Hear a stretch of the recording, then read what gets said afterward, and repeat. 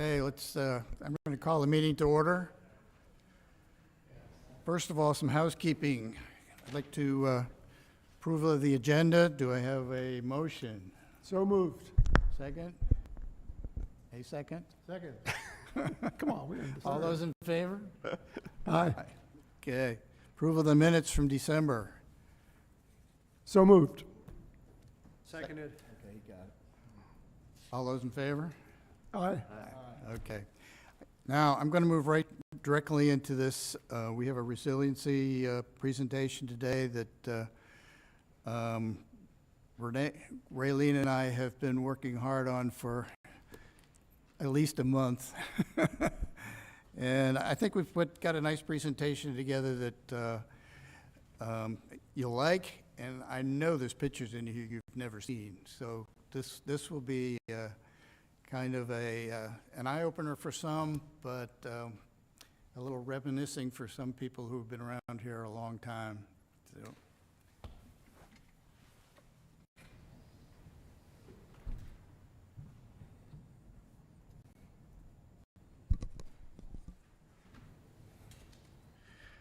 Okay, resiliency, how the town is proactively preparing for it.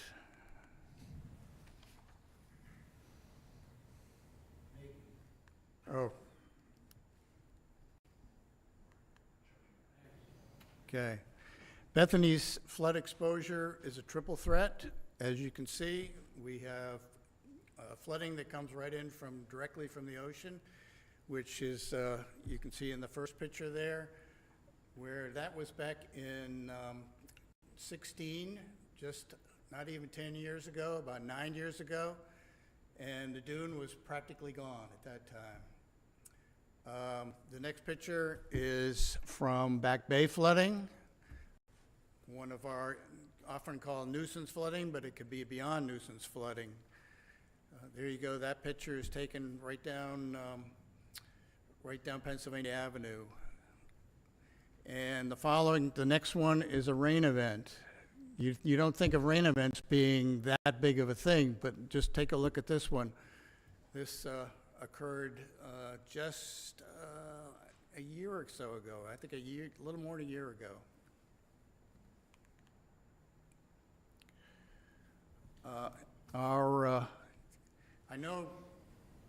Does anybody remember this? Were you here? Yes. Wow. Amazing. This is 1962. This is what the major storm that a lot of people talk about and measure our efforts and our flooding against. This storm practically destroyed the town. You can see in the picture on the left there, the one big building is still here. That's the surf shop's in that building. It has had extensions since then on either end where the bookstore is, and Maureen's is on the other end. The Blue Surf Motel is in the lower left corner there. How many remember the Blue Surf? Not too long ago. I think that was 05. That went down somewhere in that area. And then the upper right here, that's Route 1. That's see the lights? That's the intersection of Route 1, and you're looking right down Garfield. The tower on the right-hand side here, that's sitting right where we are today. That's where the water plant was back at that time, back in the 90s. And it was moved over to Collins, and the town hall was constructed right there on that corner. How many remember the tower? A few hands. And again, here down in the corner is the Blue Surf, is the surf shop. And notice all the sand out in front of it. This storm is 92. Some incredible damage from it.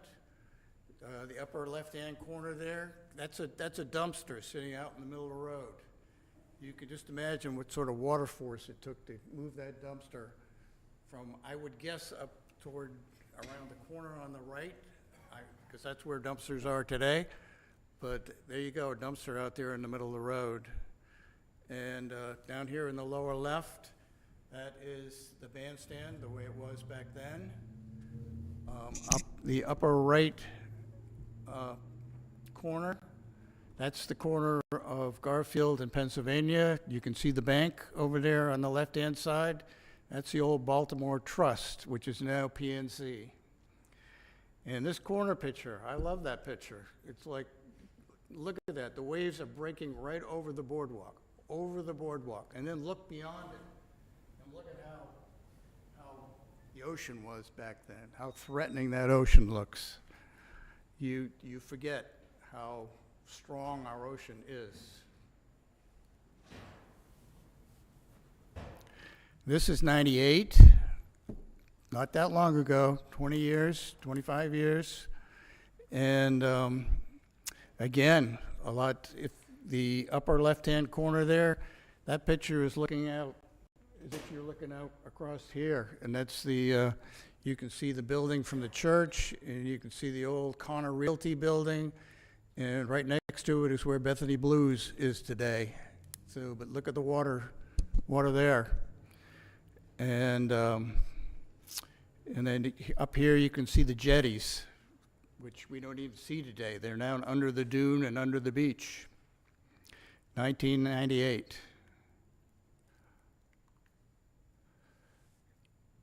And I meant back. In 2006, our dune was built by the U.S. Army Corps of Engineers. This is a wonder, and a lot of people don't realize what it protects. We are blessed to have this dune in place, and right now, these pictures were taken not too long ago. So the dune is in good condition right now. The beach is, as you might have seen earlier on the current pictures, the beach is in pretty good shape. We've been lucky this winter, knock on wood. We haven't had a nor'easter. Most of our storms have been coming from the west, and we've had westerlies and not those northeast winds that extend for long periods of time. Hopefully that will continue.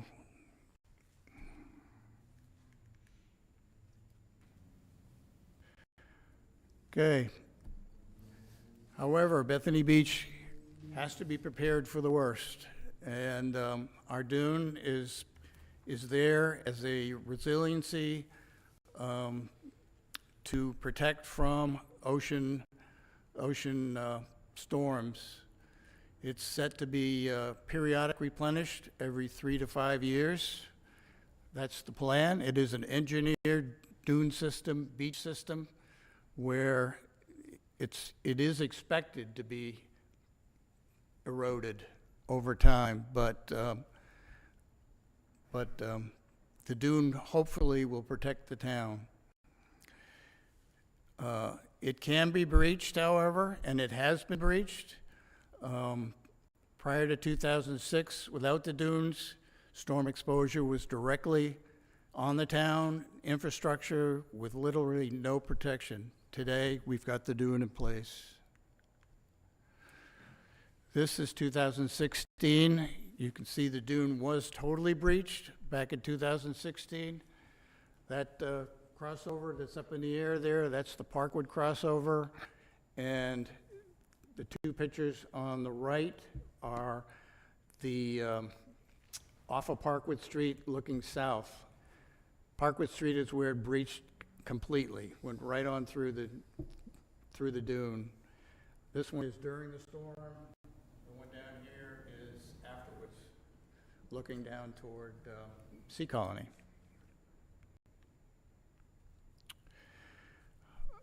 Let's hope we don't have a storm like this. This again is 1962, and hopefully people aren't in town when we have this sort of a situation, and let's hope we don't have it. The town does have a emergency evacuation plan.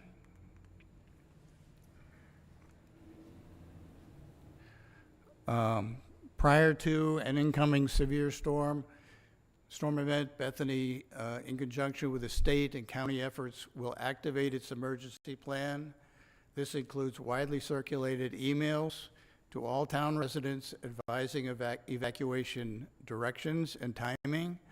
It also includes police canvassing of all homes to directly advise citizens of proper evacuation. I believe the last time this occurred was during Sandy. I happened to be here during that storm. We came down to just put some things away, hunker everything down. The police came by just as we arrived, told us, you know, you're going to have to get out of town soon. And the following morning, they came by again and said, you need to get out of town now. And you can't go south and you can't go north. The only way you can go is out 26.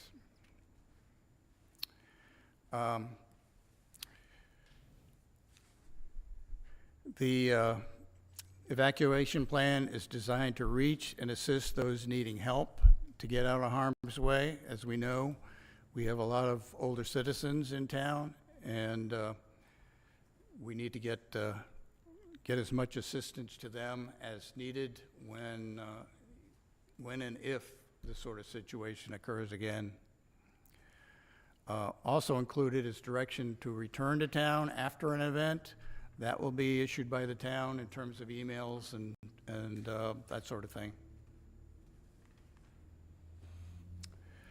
As part of managing a severe storm event, Bethany maintains the Blackwater Emergency Town Complex. This is the complex right here, the lower roof section right here. It's the remainder of the space of the facility is storage for town equipment, vehicles. As you can see, some of the trolleys were out there when this picture was taken. But the Blackwater facility is Bethany-owned and maintains it as an emergency town complex as part of our out-of-town storage facility. It's intended for times of severe storm and natural disaster affecting the town and in times of evacuation. It's located 5 miles inland and outside of flood risk areas. The facility duplicates the spaces and activities of town government. It includes office space and management spaces for all town functions, including our police, our town administration. It would be our individuals who would be communicating with federal and state people in times of an emergency. Our financial, our IT, our public works are also will be housed out there. Blackwater also supports town computer systems, and as well as a storage facility for critical and historical documents and equipment. You know, if anybody has any questions while I'm going along, please let me know.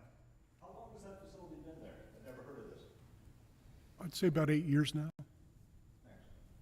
It's nice to know that the town is preparing and these sort of things are in place. So these are some pictures inside. That's the emergency vehicle that the town would use. This is basically the town would operate normally, just like it does right here in Town Hall from out there. And that would include our public works operations as well, which now we know is up the Route 1 a bit, but a lot of their stuff is stored out here.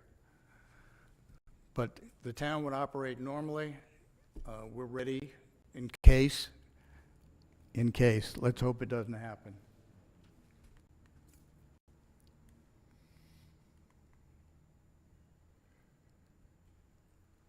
Now, to recover from an event, the town maintains and grows what's known as a resiliency fund. It's called SERF, Storm Emergency Replacement Fund. This is an escrow fund established as a safeguard to replace our infrastructure. SERF is to be used in the instance of a damaging storm or natural disaster. It it's designed to cover costs, although not fully, of replacement and repairs to the boardwalk, the crossovers, the bandstand, public buildings, public works, town hall, whatever is needed. The fund would also help with town operations if we had to have more funding in those areas. SURF is funded by a yearly small portion of the home and hotel rental taxes, as well as real estate taxes. So a small part goes into it and has been going on for, when was that established, Cliff? About a year and a half after Sandy. Okay, so it's been in place for a while. So it's building up nicely. It needs to continue. It needs to build up, because believe me, it's not enough. So Ron, so the idea would be with this, for example, if we have that kind of disaster, we can start doing things right away as opposed to waiting for whatever emergency relief might or might not come from the state or federal. Some things we can start doing. Absolutely. Okay. Yeah. I mean, it's kind of to fill in, but Right. but you would expect from a natural disaster that you would get state as well as federal. Right. But we could move a little. We can move a little quicker. Right. We can move a little quicker. Okay, moving on to our next area of flooding, storm surge and sea level rise, flooding from the back bays. You might recognize this area. This is right down by the miniature Gulf. This also comes from ocean storms and king tides, but it's a result of flooding where the storms push the water into the inlet up to the north of us, push it into the bays, and from there push it up the Assawoman. And then from the Assawoman, it comes in directly into the town through the Loop Canal.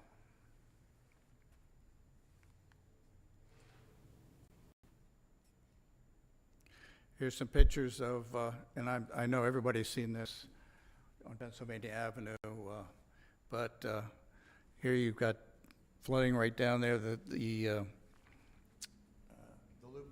is actually right down there, right on the end. So all that is coming back right up the Loop Canal. But also, and I know there are people that are aware of this, that live in the villas, that live on Evans, all those streets back there, they all flood. If you live in Lake Bethany, they flood. So I know a lot of you are well aware of that.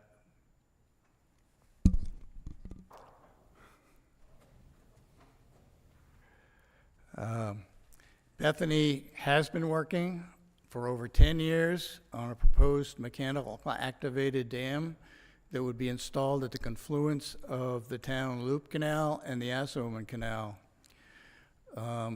This has been working for a long time.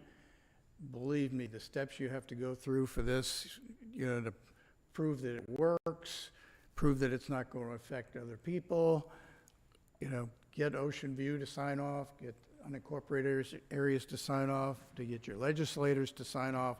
All that's happened, but it takes a long time to get it. And now we're starting the permit process. Hopefully, with a change of administration, we'll have a friendly atmosphere to proceed this next year. It would be a 3.5-foot mechanically raised flap, and I'll show you in a minute where it's going to be located.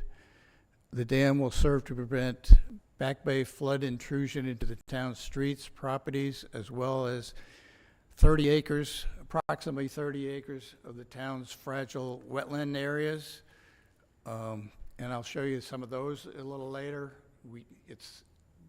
The town is lucky to have a great amount of wetland areas that are preserved and help us. But this will prevent inundating of those areas to have environmental impact, that sort of thing. It will, when in place, prevent 95, and 95 is a lot, of the town's surge flooding, which occurs upwards to 30 to 40 days a year. So if we were able to get the dam in place, it's not a solver of all issues, because if you get a Sandy, you know, it's going to overtop it. There's no question. But in the normal types of surge that we get, yes, it will prevent that. It can also assist with the town's rainwater runoff when it is raised at low tide ahead of a major rain event by allowing the salt pond and the loop canal to remain low and can function as a sump for the runoff waters running down from our streets from a rain event. So that, as you saw before, rain events can cause a lot of flooding. The major thing here is we need to get our runoff is slow, and we want to maintain it as best we can. This will allow the drainage systems to operate at peak efficiency as drainage areas would be fully open to accept runoff.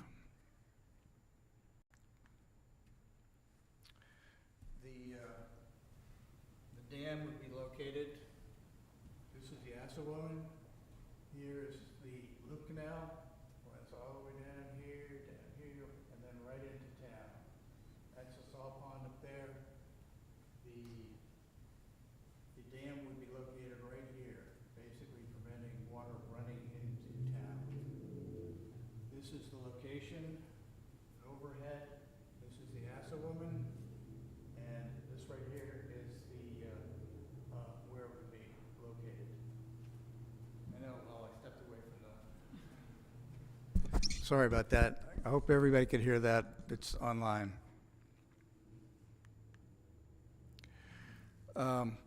Loop canal maintenance is also important for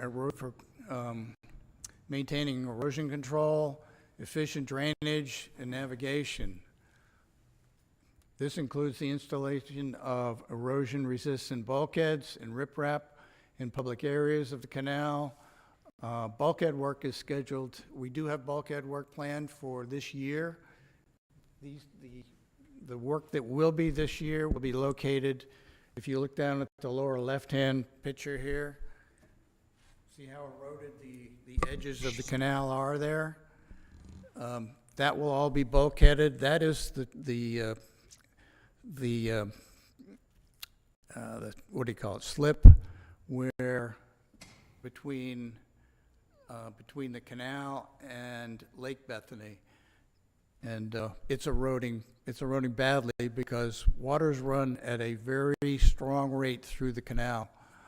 But if we can put up bulkheads there, that will prevent that erosion from getting any worse.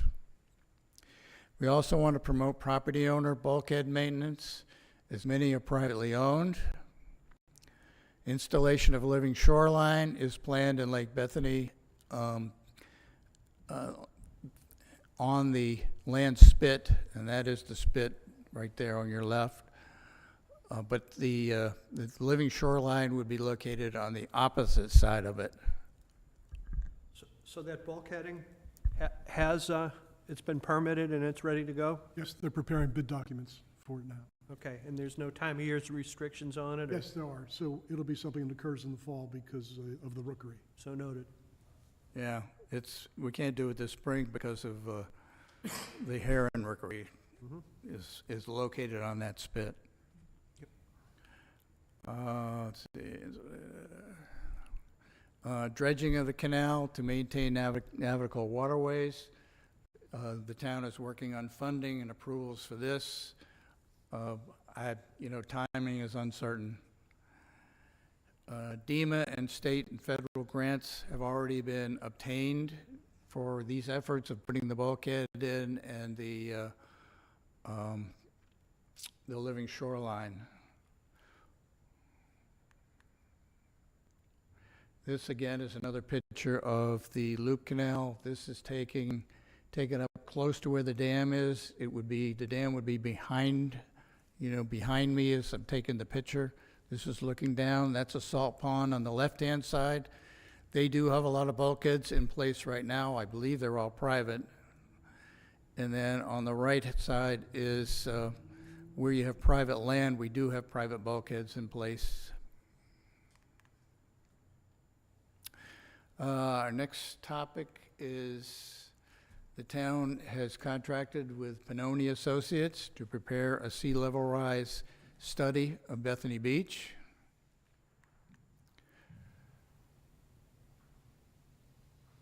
This is completing currently and is planned to be part of a presentation possibly in the spring, April, May. The study includes an analysis and assessment of potential sea level rise as it impacts the town. This includes the impact on town-owned parcels, infrastructure, emergency services, tourism, beach access, and our commercial areas. It will include recommended improvements, both short-term and long-term. It may as well include recommendations to, over time, as to what we need to be doing to some of our historical structures, as well as private structures. This study provides the facts that are needed to assist the town in obtaining available federal and state and nonprofit grants. One of the checklist items on grants is that your town has a sea level rise study.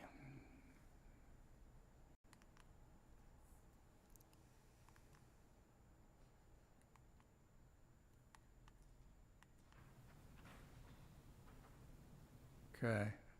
Anybody have any questions to this point? Alex? Yes, I'm concerned about the section of the canal that meets the salt pond there. Last year I couldn't get out of my boat. And is there anything that could be temporarily done, just dredge with a excavator or something, and waiting that we have the funds for the dredging? That's a section. Well, I'm not sure you can do, you want to address that one, Cliff? Sure. Later we'll talk about dredgings, but we'll talk about dredging now. We had contracted with an engineer to give us an estimate and conduct an in-depth survey of the loop canal itself, with the idea that we would dredge the entire loop back to its original depth. We moved away from that given the cost, which was in the $2 to $3 million range. We've since gone back to our engineers and asked for a revised estimate just to take the high spots off the loop canal to make it more navigable. And at the same time, we've initiated a discussion again with the National Guard camp because they have an interest in taking our spoils. Placing the spoils was a problem in the past, but they're trying to restore some marshland on the west side of their property, which would be a good spot for those spoils. So we've started those conversations again. We've asked for a modified proposal for them regarding just what you're talking about. So is it something that will be possible to be done this year, or I doubt it will be done this year. No. maybe this fall? I don't know. I don't know. I can't tell you at this time. Was there another question over here? Okay. Okay, moving on to our next area, our final area, flooding from heavy rain events. As you can see, our streets do flood. This was just back in December of '23. The picture on the left is Hollywood Street, right next to the fire department, and of course you recognize the one on the right, which is right out here, looking right down toward the bandstand on Garfield Street. Rain events can put a lot of water on our streets. Bethany regularly maintains maintenance of our stormwater systems, which operate at nearly zero fall, as our town is very flat, as we all know. Unfortunately, because of this, runoff is slow. You know, this area, you see it flooded today, right there. 24 hours later, that'll be gone.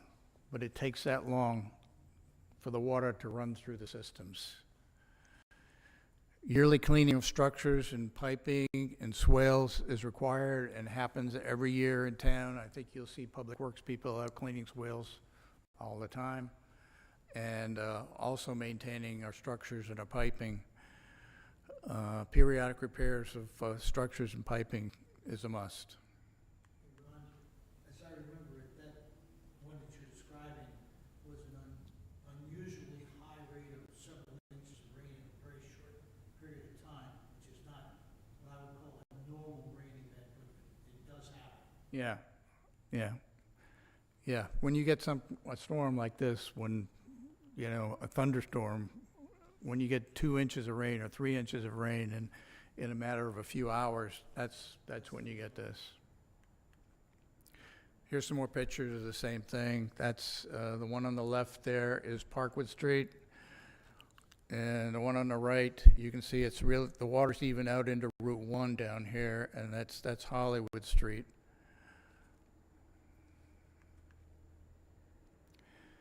Wetlands. The town owns, as I said previously, owns almost 30 acres of wetlands, natural wetlands. What you're seeing here is, I think most people recognize the Nature Center down on the lower picture. A wonderful area. If you haven't been out there, the ospreys are coming back here in another month. They'll be out there. It's very interesting and a wonderful place to visit. And a short walk. It's not a very long walk to get out there. The picture on the upper left, that's the Walcheck property, and I'll bet most of you probably haven't seen it. That is, and most of it is wetlands. That is taken back, if you go into Stewart's Watch and walk down their walkway, all the way almost to the Loop Canal, you get a good picture of the expanse of the Walcheck property. It is an extensive wetland area.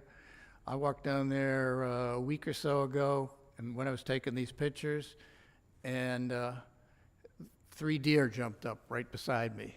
They didn't see me coming, but the grass is so high, and then they ran out through the wetlands there and disappeared.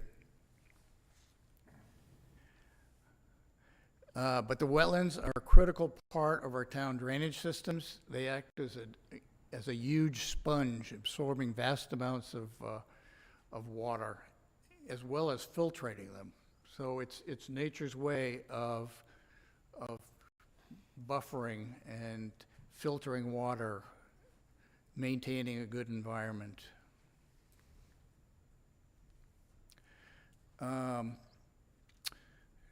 Coordinating and participating in trimming of cleaning the swales is important, but abutting private properties, as well as some of the HOA areas, is required in the interest of the town as a whole. This one here, some of you may recognize that area. That's 6th Street, and it's standing over in the villas looking down 6th Street. This is what it looked like on the left, phragmite all over the place. After it was cleaned out, this is what it looked like on the right. The town as well maintains wetlands. They do spray and clean for phragmites to keep them at bay. They're always going to be growing, but they're usually on the perimeters of wetland areas. If you drive down into Stewart's Watch, you'll see a lot of phragmite along the road there. But as you noticed on the wetland pictures I just had up, you don't see any phragmite. Pretty much none. So in the middle of wetland areas, you normally don't see the phragmite. This is the town, I think it was in the fall. We cleaned it's a key swale that runs between Stewart's Watch and Evans. This is a picture up close to Second Street, I think, looking down. And it was, the pictures on the left hand over there were before it was cleaned out, and the pictures on the left here, you can see the swale is open and maintained. Even with it overgrown, water certainly run through it, but they run much better when the swales are cleaned out. This swale services a good section of Bethany West, and some areas on the right-hand side of 26 as you go out, and channels all that water directly back to the Loop Canal. If you follow this back, it runs through a portion of the Walcheck property and then to the Loop Canal.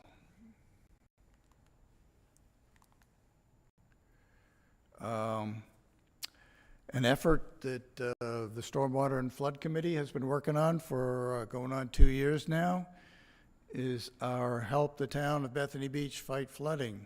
You've probably seen some of these flyers around.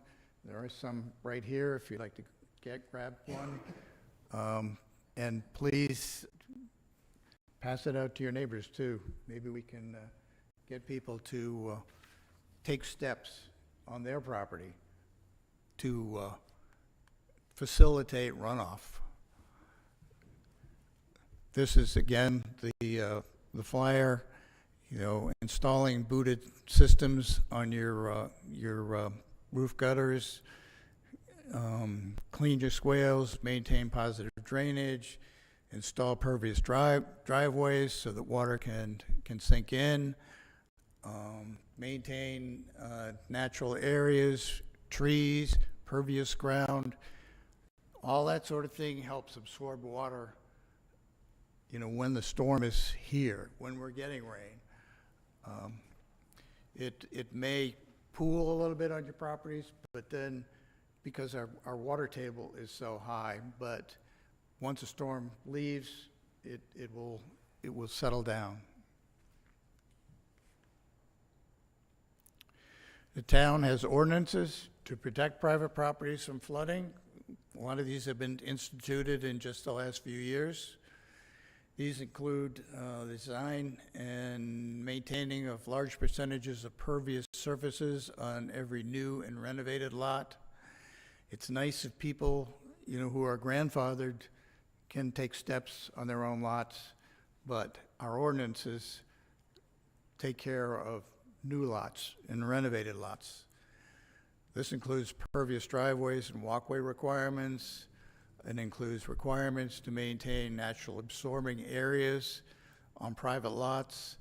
It includes dispersing of downspout flows as required into the ground, to natural areas, to drainage swales. There's a tree requirement as well. New construction, of course, you have 18 inches of freeboard requirement right now. I'd like to see that even raised in the future, because people need to make their homes ready for flooding. And it's not whether we're going to have it, we are going to have it, it's when. I believe Lewis now has, I think it's 32 inches of, maybe it's 36 inches of freeboard requirement. All these efforts not only help to drain, but also can increase the value of the property. That's the way people should look at it. If you are preparing your house and it will accept flooding and water intrusion, that's a good thing. That only helps you with the value of your home. Freeboard's measured from the street level? It's measured from, what is it, high tide, your flood level for your area, which I think is 6 feet. I believe it's 6 feet in this town. We encourage all owners to take the steps on their property. This is just some examples: pervious driveways along a street, promoting absorption as well as runoff. Here is maintaining areas that will absorb rainwater, a lot of plantings to, again, absorb rainwater, trees. Keep trees whenever you can. And that concludes the presentation. You can see the town is in good shape there right now. The dune's in place. Hopefully, it will remain that way, but we need to recognize it, confront it now and in the future. So planning is key. Any comments? Any thoughts? Thank you. Ron, I do have a couple of comments here on it. You kind of sparked me a little bit when you said something about the new administration might get our permitting going faster, and you can debate whether that's going to be the case or not. But I think one of the things that we do know are that the town does rely on a lot of federal funding for various projects. FEMA is the one thing that kind of tripped me here on this, but I guess my question is the town preparing for a scenario where a FEMA doesn't exist, or some of these other programs that would help us recover, help us pay for, the projects that are federally funded, or at least there's a federal contribution to them. The mayor was referring to a change in administration at the state level for permitting. Okay. The change in the governor's office and the change in the secretary's office for DENREC. Right. Yeah, I wasn't referring to the federal government. And so noted, and I think that there has been, from my standpoint, I have seen some on the federal misunderstanding on that, so noted. A good question for FEMA, and one of the things I think our SURF fund can do is, if there are issues with FEMA, help us with things like that, so in the future. So the town is making preparations for... Not in lieu of that. I mean, this is all fairly new for everyone in terms of what's going on with what's being bandied around in Washington. Yeah. But no, I don't think we have yet. So. I mean, it's hard to say what the federal government is, what the impacts are going to be on the federal government, because... So noted. When you look at replenishment, this year it'll be interesting to see what happens, because Rehoboth and Dewey are due to be replenished in this fall. It's good that there is, and we'll cover this a little bit later. I mean, there's law in place that supports our replenishment, but it still needs to be budgeted by the federal government for it to happen. And who knows? Any other questions? Thank you. Thanks, Ron.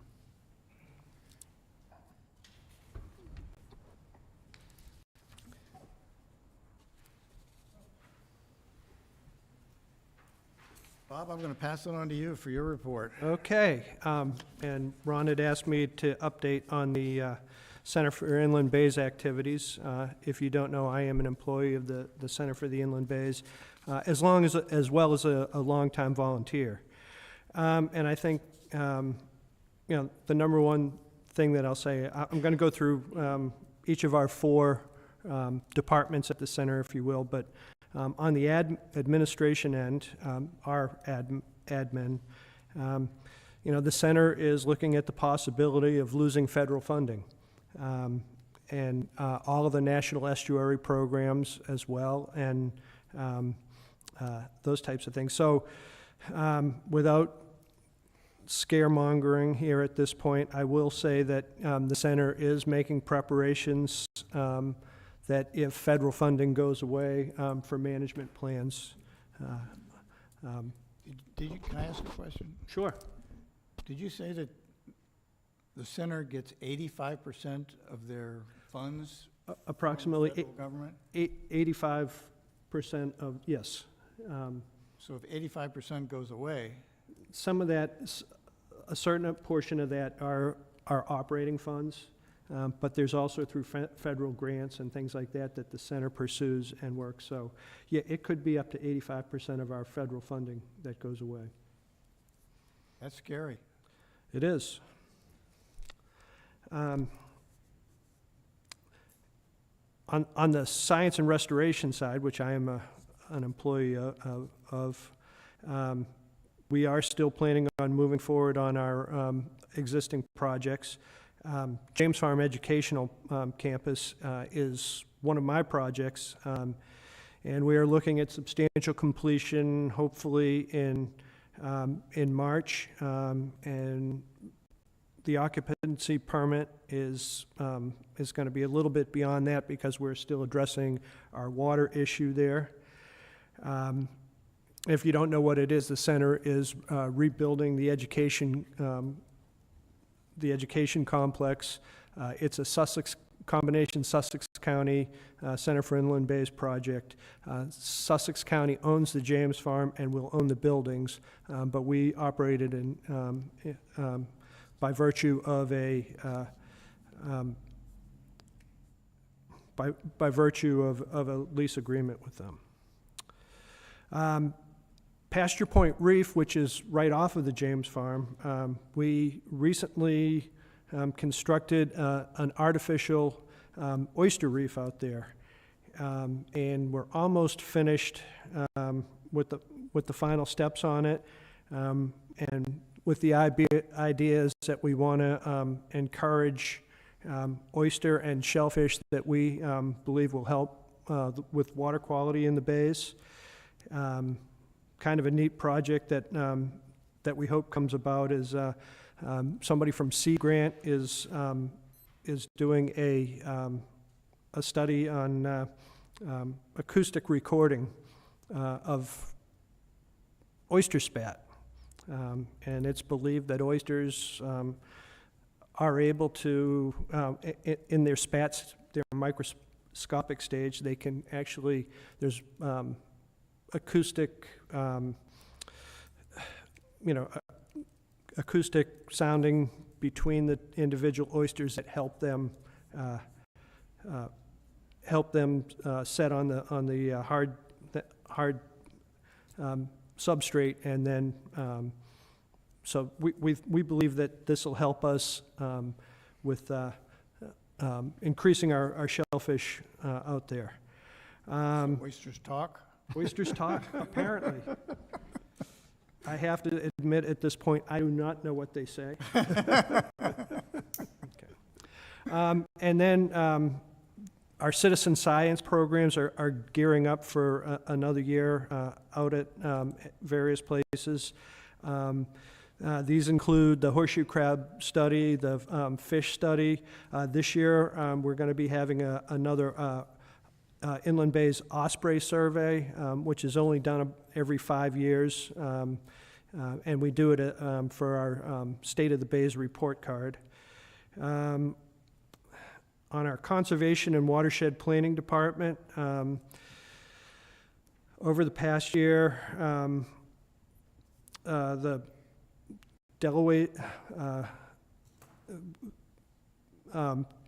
Delaware Conservation Blueprint, which is a joint project with the Nature Conservancy and the Blue Water,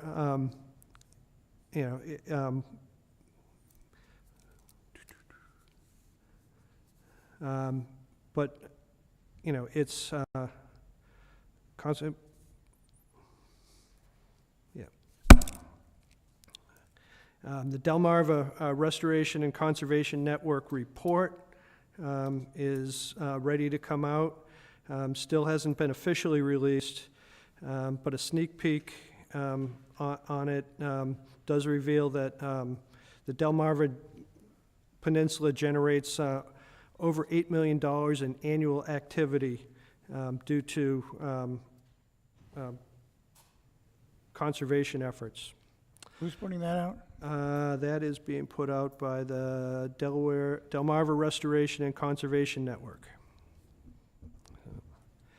On our education department, we've officially launched our new a new component to our education program, and that's a homeschool series, so that now we have been providing education opportunities for our school districts, particularly the Indian River School District. But now we have we've launched this series so that homeschoolers can participate in our education programs. And finally, our backyard, Bays to Backyard project is moving along. And what that is that it provides technical assistance and other opportunities so that particularly homeowners associations can have access to rain gardens and other things that will improve and help the environment. So that's pretty much all I have, Ron, on here. Happy to take any questions about it. Okay.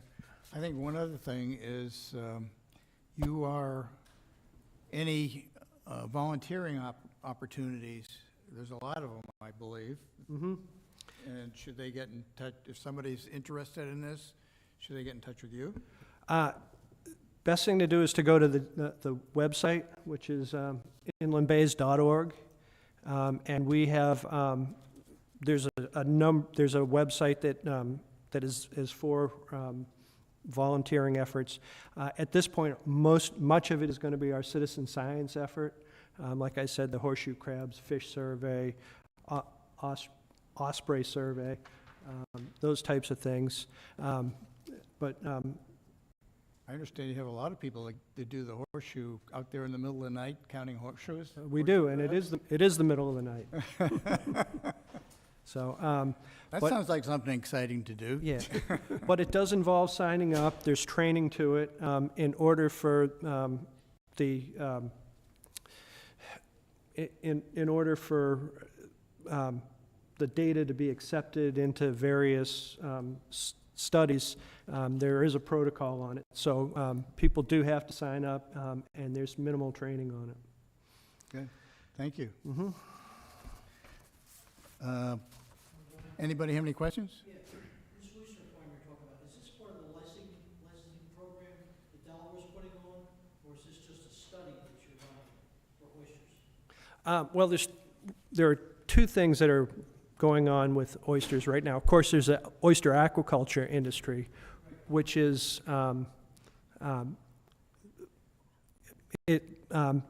chiefly in Rehoboth Bay, and that's it's a DENREC thing. Although the individual farmers get a lease and produce the oysters. What we're doing as the center is basically what I like to call workhorse oysters. They're not for human consumption. This is just a cleaning process. Right, correct, yeah. So, and a change within DENREC too, with that new administration, does seem to mean that we're going to be able to put oysters out in more places for that so-called workhorse, the cleaning aspect of it. Prior to that, Division of Fish and Wildlife and the shellfish sanitation portion of DENREC were really concerned that some of these other oysters that might be out there would be harvested and basically when they're not safe for human consumption. So There are large oyster beds that are just to the north of the inlet, on the bay side, and that's where a lot of we have a number of what do you call them, watermen that watermen. that have licensed areas out there that are producing oysters. In fact, our farmers market in the summer has, we missed out last year in having a representative, but we will have another vendor, oyster vendor, this summer. Nothing on the Indian Right now, no. When I go to the VFW, I see people out there raking oysters all the time. That's typically clams that they're after. Okay, clams, Yeah. they want clams in this, okay. Yeah. Yep. So, Okay, any other questions? Mickey? Ron, one, I thought the presentation was outstanding, specifically as it relates to Bethany. But isn't there a study going on, and it's a multi-state study, we actually, Cliff, I think you and others sort of had to fight and push to get Delaware included in it or something? That's the Back Bay study. I don't know if you're going to speak about that here in a bit. I don't have it on the agenda today, but That's a study that's that's between, that's a study between Denerick and the U.S. Army Corps of Engineers. It started out, and it was put on hold for a while because of funding. It's back. I don't know whether that's going to continue in our new day and age in Washington, but we will see. Do you have anything to add on that one, Cliff? No, it began after Sandy. There were 11 different areas identified that could be impacted by work in the back bays to prevent flooding. Up and down the East Coast, from Connecticut to Norfolk, Delaware was one. Delaware, over the last several years, has pushed back against participating under the premise that they didn't want to cost share in the study, where every other jurisdiction up and down the Atlantic coast did. Just recently, after talks had just essentially died, the Corps came back with Delaware and said they would commit to continuing the study. Since then, we've not heard anything else, and that's been, say, within the last 3 or 4 months. The reason I'm asking is, right, some of the things we're talking about, we can do whatever we need to do in Bethany, but this is a much broader issue, right? I mean, if you think about Dewey, if you think about, right, those places are. Well, I mean, The Back Bay study looked at solutions that were really forest solutions and not tree solutions, if you will. They looked at some mega structures along the Jersey coast to actually protect the back bays and keep essentially dikes or dams to keep water from infiltrating into the back bays along the coast. Jersey committed to that. They have plans for those types of things in hand these days. That's a type of thing that probably would come out of a back bay study, but they probably would be things that maybe never would be completed. For instance, a dam at the Indian River Inlet would stop most of the flooding in the inland bays, something like that. So I think Delaware always pushed back, not wanting to get involved or committed to even considering something like that. yeah, even if it does occur, it's long term. You know, if and when we get our dam built, that's short term. That could happen quickly. Back Bay study, you're probably talking 10, 20, 30 years out. And you know, and at that time, we're going to be in a worse situation as far as sea level rise. Probably. I don't know, but probably. What I was thinking about, though, is it's more something, that's something we should be advocating for, like, to our representatives. Sure. Push it, you know what I mean? Yeah, it's a good thing. Longer term, Right, the macro view, so to keep that on the forefront is my point, really, right? right. Yeah. Mary Louise? Yes, in terms of the Back Bay study, as you know, BBLA really delved into it and pushed for the Back Bay study for Delaware to sign on to it. And what we understood was one of the agreements, once a state signed on, was that when the event occurs, then the state would automatically get assistance from the Army Corps of Engineers because they were part of the study. And Chip could correct me if I'm wrong, but that was the agreement, and one of the main reasons that BBLA felt we should really push the state to sign that agreement, because it didn't make sense not to be part of that. Sure. Because if we'd be waiting around, they're like, well, you had an opportunity to sign, you didn't sign, so good luck to you. You know, so we didn't want that situation to occur here. Yep. I don't think any of us do. We certainly don't. Yep. Any other questions?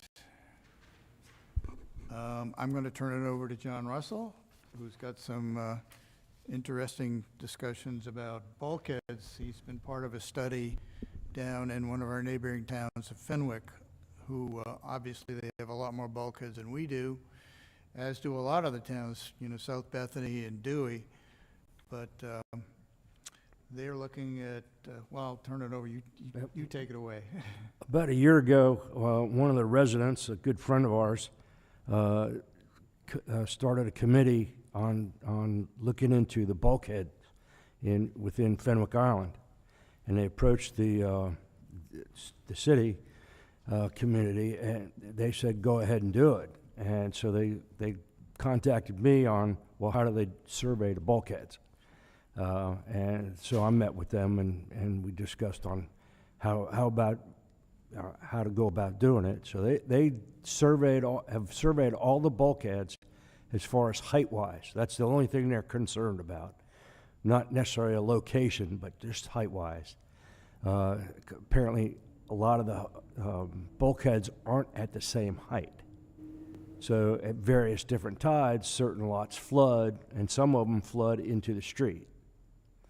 So they want to bring, they're looking forward into heights of the bulkheads to being at a minimum of what's predicted as high tide for the year 2050. So they needed to have a base on where these bulkheads sat to see who would have to raise them, and they want to change their bulkhead laws or rules so that when a bulkhead gets rebuilt, it gets built to the new height for 2050. And so that's what their goal is at this point. Has anything been instituted yet? Not that I'm aware of. Okay. They're still talking with the town and how to change the ordinances to raise the bulkhead heights. And this is looking way ahead, too. This is not Correct. something that's going to happen in 2 years or 3 Right. years. Well, it gives them 20 years to get up to 2050 height, you know, but before 2050 comes around. So that's their hope, at least, to get these bulkheads built up to that height. Now, again, you know, you get any of these major storms, you know, it's not going to hold back a major storm, but it's going to hold back the primary high waters. Have they determined what height is? that height? There's been some reports as far as what those heights are. I think it was FEMA that had done that, or somebody. I've seen a report where they went through like 2020, 2025, 30, 40, and 50 as far as what the projected high tides would be, height-wise. And that's what they're basing that on at this point. From FEMA. Yeah. The state does have a expectation of three scenarios. I don't know what the time frame on those are. I believe it's by the end of the century. And I believe the low one is something like, what, a meter, and the high one is 3 meters, I believe, is the scenario. 3 meters is like 10 feet. Yeah. Yeah. Are they looking at the individual lot owners to foot the bill for these bulkheads? Well, they're looking at if they're putting in or rebuilding a bulkhead. Most of these bulkheads are very old, and a lot of them are going to need to be replaced. So that's what they're looking at, is when they get replaced, they get built up to the required height. So there would be grandfathered for ones that are there until they're either redone or replaced. Probably. I don't know the specifics on what rules they've come up with or going to come up with. That wasn't part of my discussion with them. Mine was on how to do the survey work. Yeah, John is a retired, I'm a retired land surveyor. I was licensed in Delaware, Maryland, Virginia, and the District of Columbia. but as part of that, working with wetland areas and. Yep, we did a lot of work in wetlands areas, and I specialized in tide heights for property lines that fronted tidal areas. And you live right on the water. And I live on the water, yes. I watch it every day. Okay. And correction here, sea level rise predictions for Delaware indicate that the state could see up to 5 feet by the year 2100.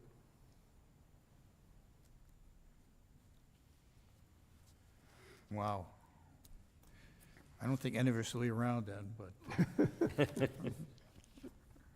I'm rooting for you, Ron. Yeah. Well, you're gonna have to do a lot of rooting. Okay, moving on to the next subject, just a quick update on several acts and studies. The Water Resources Development Act, we talked about at our last meeting. It was not law at that time, but it has since passed, and it is law now, and that reduces the state and local contribution to our replenishment from 35% to 20%.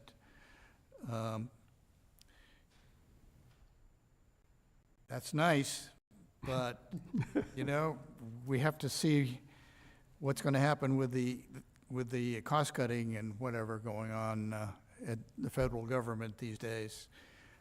It's going to be interesting because, as I think I mentioned before, that Rehoboth and Dewey are due to get replenished in the fall. So we'll see how that happens. And we're next after that. The University of Delaware Sea Grant, recent studies, Seaside to Stateside, has created an excellent tool for us to use with our state legislators in terms of showing them the importance of the coastal areas to the entire state's economy. It's a great study. It is being distributed to legislators. I had a chance to meet with Sarah McBride and our new Delaware Congresswoman, and her state director, Brian Short, here a week and a half ago. And he gave him several copies of this, and he has assured me that he would be sharing it with people in high places. So hopefully that will happen. He also meets monthly with Greg Peterson, the new director of Deneric. So another good contact. Deneric's Delaware Shoreline Economic Study, which was proposing a local contribution to replenishment. That was released in late January. We'll see what happens there. I really don't expect much to come out of it, but we'll see. I'm going to move, Cliff, I'm going to turn it over to you for a couple things here. Sure. I think the next thing on your list was a discussion about the Pannoni Resiliency Report, but you covered it in your report. But I would also offer the resiliency report that the mayor mentioned in his presentation is something similar to what was done in both Milton and Lewis, and their resiliency reports are online at their websites. They're worth searching, finding, and reading. They're very comprehensive. We look to have the same sort of thing. Unfortunately, because we are such a low sea level, I'm really afraid of what the end product is going to look like. But on a serious note, but it's something we should have later this spring. The mayor again discussed the Bladder Dam, no longer the Bladder Dam, the Steel Dam, and a little bit of a misnomer here in that we are not in the permitting process. We stopped our discussions with the state of Delaware several months ago regarding permitting, and we'll begin those discussions now with a new governor and a new secretary at DENREC. The design process also ended at the point in time we stopped talking to the state about the dam. But we're optimistic that we'll be able to renew those discussions in a positive vein with the new secretary and the new governor. Mayor mentioned the Loop Canal bulkhead and the living shoreline. That's well in progress right now. The bid documents are being drawn up, and with the idea construction will begin at the end of the summer season. And dredging, we talked a little bit about the dredging here also.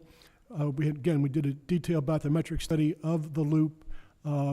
We had preliminary plans worked up on what to do, how we would process the dredging, the cost, but again, the cost was one of the things that was a little prohibitive for us.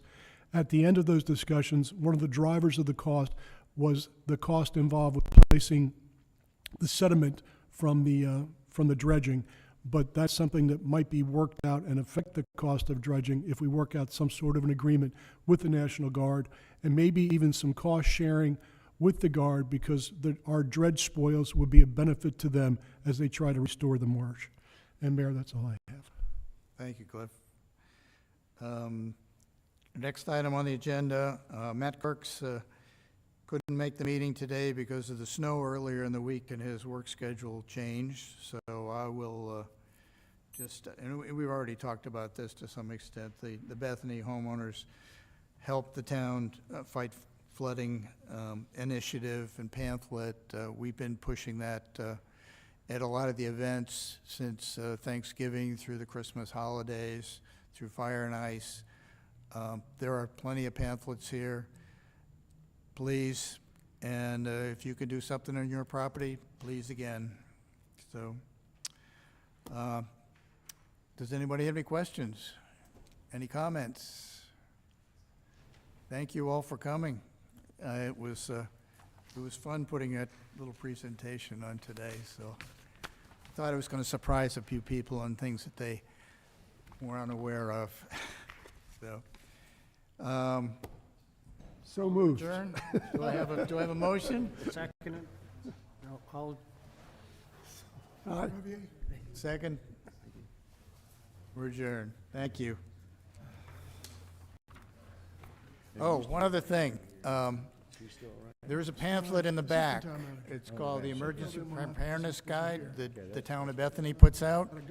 It's a very good guide to what can be done for flood events. So please grab one if you like. Teammates swapped around. Thank you. I was wondering if there was any available. Hiya. I'm like, Hey, yeah,